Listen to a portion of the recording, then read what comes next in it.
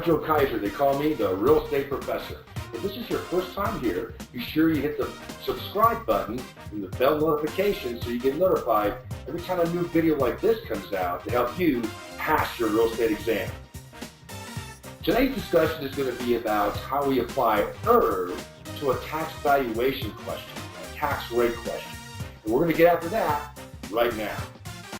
Okay, I'm going to show you how you use IRV with a tax valuation or a tax rate question. And where does IRV come from? IRV comes from the valuation and appraisal section when you're trying to do an income approach to value property. I stands for the income, R is the rate of return, and V is the value of that property. The formula works like this. I divided by R equals V. I divided by V equals R. R times V is going to equal I. Now, I always say to bring IRV with you to the real estate exam because it's worth a couple right answers. Now I'm going to show you how to apply this to a tax valuation or tax rate question. Drew this little chart right here.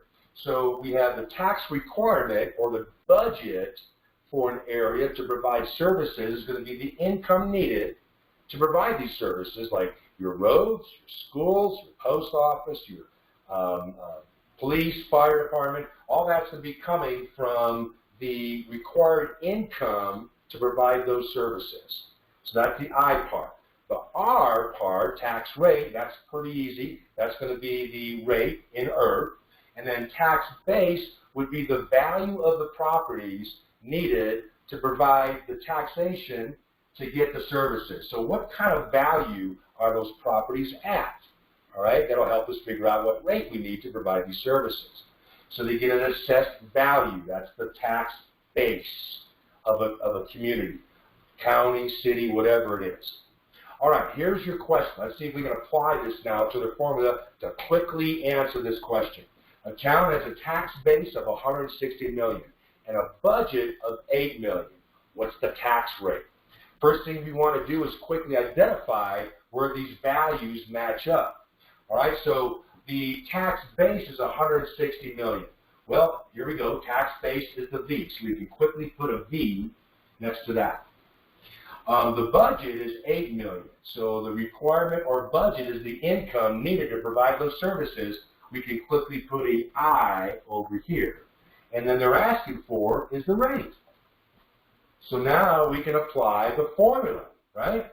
So we take the I now divided by the V is going to get us the R with this formula. I is the 8 million